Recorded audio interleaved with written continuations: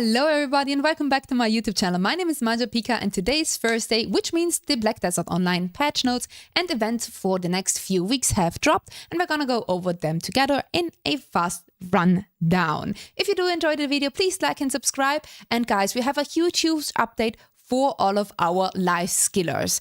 But first and foremost, let's hop in with our first event, and that is our first and only Thanksgiving event. This event is set into 3 parts, and the first part is gonna be the bigger the body, the stronger the stuffed turkey. The great Tarago and Tarago turkey flock appear. So you gotta do 4 different steps. Defeat 5 Taragas to summon the King Tarago. When the Tarago health drops, watch out for the giant turkey egg and the ticket of turkeys. Once you've dealt with the turkeys and the Tarago, it's time to crack the giant turkey egg together and defeat the giant turkey egg to get the event giant turkey egg, which we will need for the second part of this event. The Tarago boss will appear a little bit above the Finto farm near Velia, and he will appear 3 times a day at different times at 8:30 UTC, 4:30 and 8:45. So just check these out. These will not be sent from the Garmouth website. So you do actually need to know at which times they will appear, because you will not hear it. And I don't think they will put this in an announcement tab, like below on the right side of your monitor, where they also announce that other world bosses appear. What you can get from defeating this Tarago and the King Tarago is stuffed turkey, 4 different kinds. The Advice of Vikes plus 100, the King Tarago's meat, which you can sell for 5 million silver at any NPC, and then the stuffed turkey, diligent turkey, the event turkey that we need for the second part. The stuffed turkey, there are 4 different types: aggressive, defensive, subjugation, and the diligent one. This will be RNG based, which one you might get, and they give you different kinds of effects, like an all AP plus 15 or damage reduction plus 15, an extra AP against monsters plus 20, and an item drop rate plus 10%, and a life skill mastery 1 for the diligent turkey. These will have a durability of 10 and the effects last 120 minutes.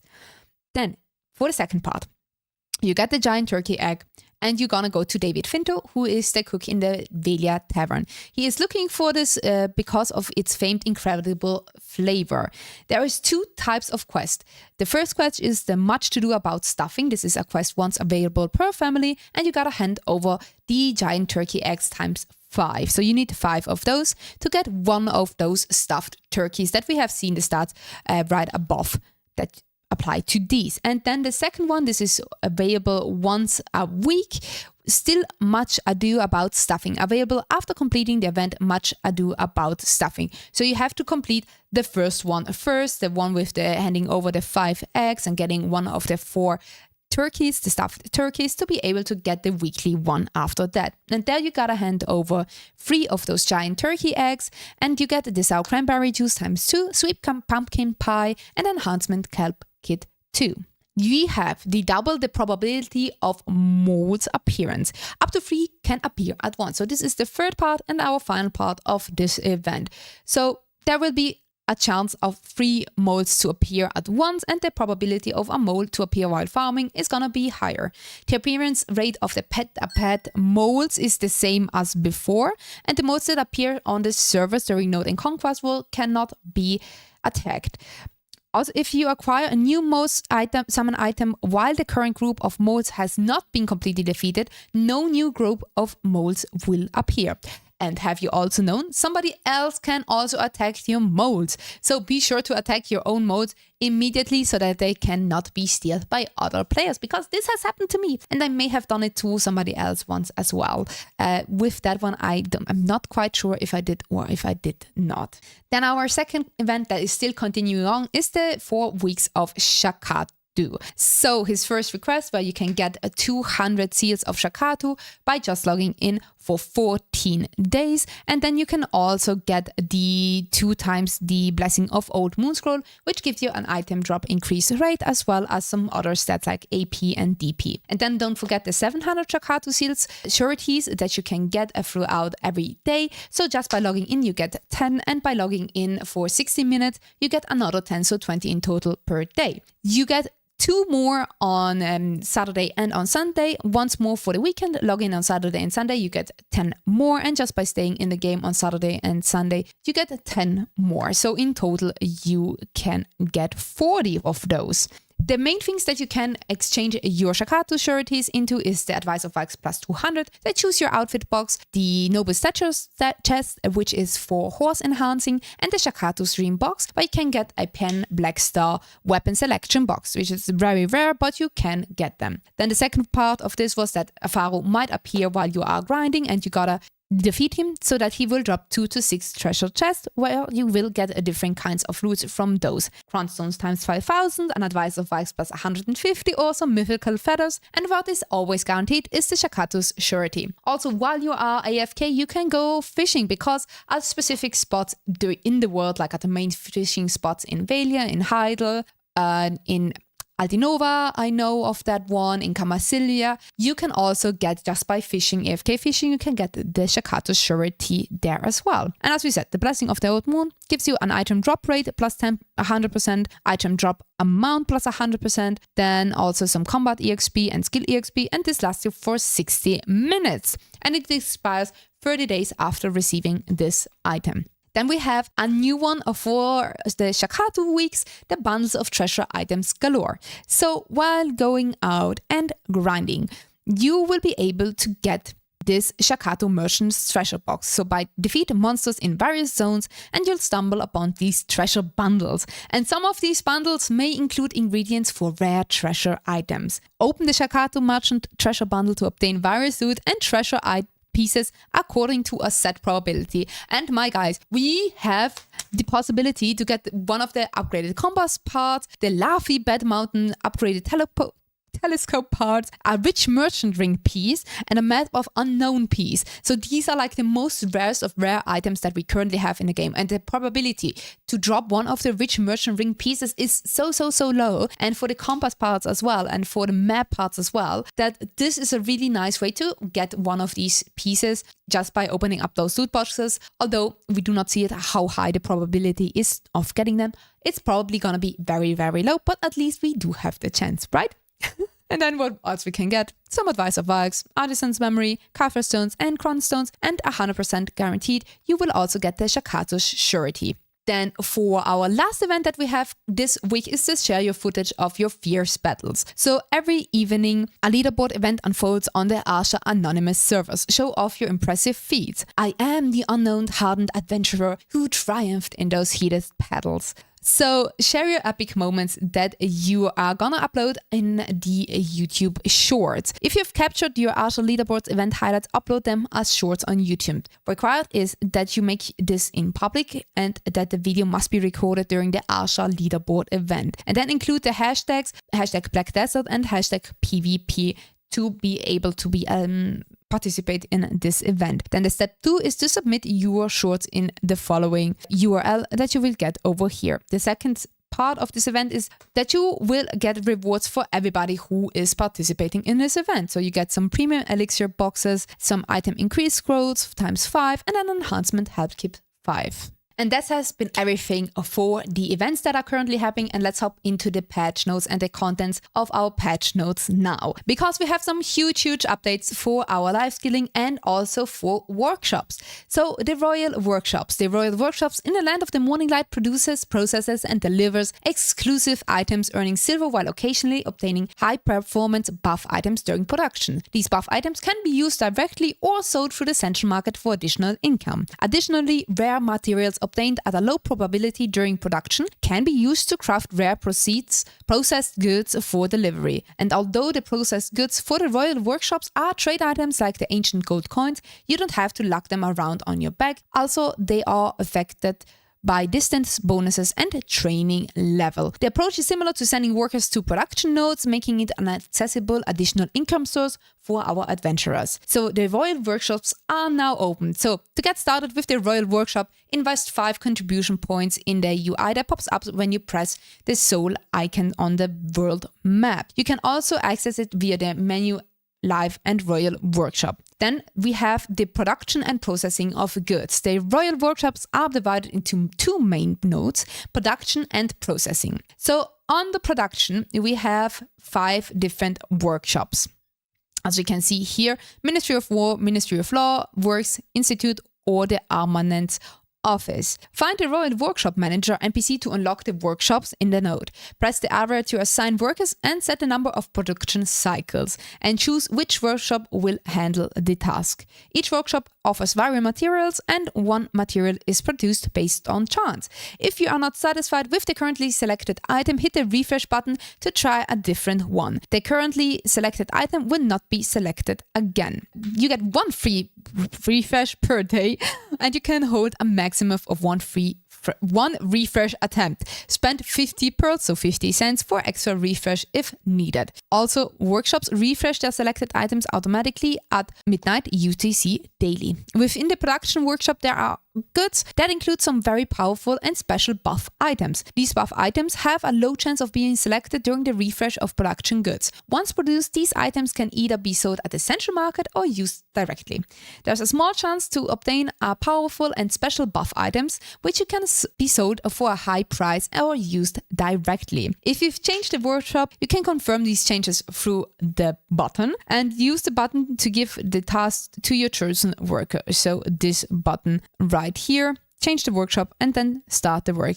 And here we have to open the workshop. So this will be all in the UI that you will see. Then we have the processing nodes. In the processing nodes, craft materials for the production node into finished goods. Sell your finished goods in 2 different ways depending on their type. Goods processed here by specialties, not trade items. So no need to carry them around. You can use the Magnus to travel to other cities. Tagged characters can't sell these goods though, and the selected items from your list to process and complete items will be sent to your Yukijo Street storage. Also, there has been an update also for our workers and their traits and skills at this point also.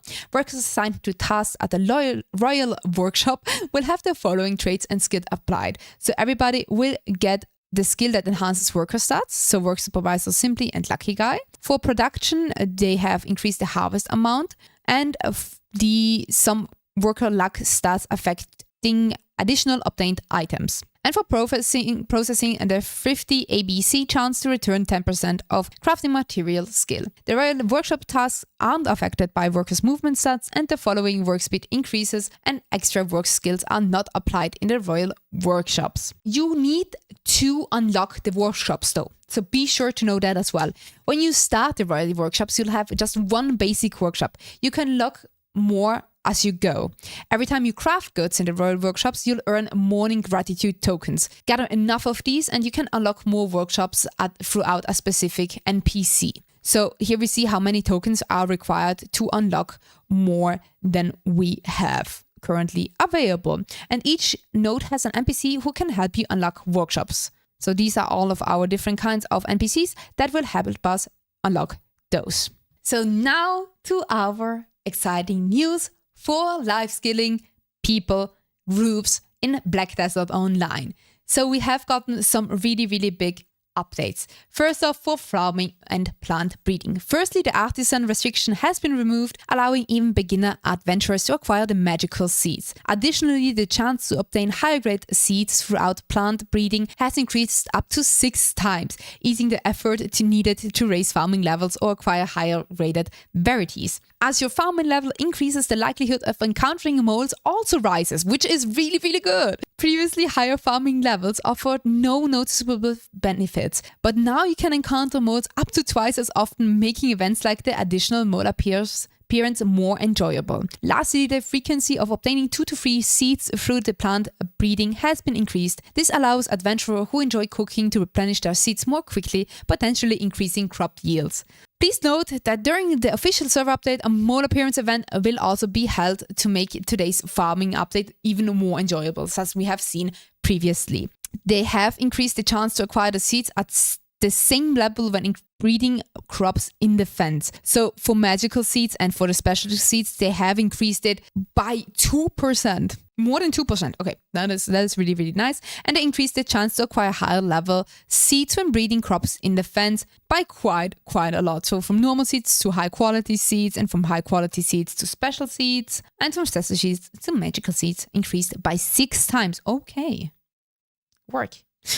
They removed the farming level restriction for acquiring magical seeds when breeding special crops, and they added an increase in mold appearances probability based on the farming level. So if you are at master and at artisan, it's increased by 1.5 times, and if you are lucky, or if you have worked so hard on getting, which until now has really not made a lot of sense, on hitting guru in, or like not as much sense. Okay, maybe that's just me. That might be just my opinion, but guru in farming is a very, very difficult feat to achieve. So now, if you are a guru in farming, increase by 2 times to get the mode. Might we say? Then they've also improved hunting. So the improvement direction for hunting has been set to enhance the revenue of normal hunting, which is relatively low compared to the sniper hunting. By increasing the drop rate of stuffed items obtainable through normal hunting, we aim to ensure a steady supply of these items while simultaneously boosting revenue. Similarly, we have adjusted the availability of items deemed insufficient in supply, such as a breath or Narsion and a breath of Omura, to make them more obtainable. In the plains known as the paradise of the ancient spirit Nark, Narsion shadow lions have expanded their territory with their sharp claws and strong jaws. The lions have made the cautious verdure, deer and grass rhinos hideaway. The shadow wolves, once roaming in packs, have also retreated as some vanished due to the arrival of Odolita's top predator. So they added the shadow lion packs to Narsion, and accordingly the location of the wild grass lion rhinos, shadow wolves and the verdure deer herds has been partially changed or removed. So also be known, keep that in mind. They increased the chance to obtain the breath of Narsion and stuffed items when hunting the following monsters, as we can see here, increased by 2 times, increased by 6 times for the verdure buck, and increased by 2 times for the grass rhino and stuff like that for the breath of Narsion. They increased the chance to obtain the breath of Omura when hunting the following items like the frost wolves, snowfield, Ilia, Pika, it's called Pika. The winter bear, they increased that by 2 times. Then they've also changed, for our last change of this patch notes, the exit message that appears when pressing as during back shrine Huanghei, the party one, to not operate with the entry key. And that has been it for our patch notes. Let's hop into our Pearl Shop update for this week. We should have some Black Friday maybe still happening. So first off, we have the Otterly card. Little otter fishing carrier. It's so cute. Oh my gosh. And then we also have these Black Friday deals that are happening as well for this week, with some mates happening this week as well, and some Kronstance bundles. Very nice, very cute. So, and with that has been everything for me today. I really hope you enjoyed the video. Thank you so much for watching. I really appreciate it. Have a lovely Thanksgiving. And I shall see you maybe on Twitch if you want to. I'm live over there currently playing some Black Desert Online. And let's have a great little chat. And I see you there. Bye bye.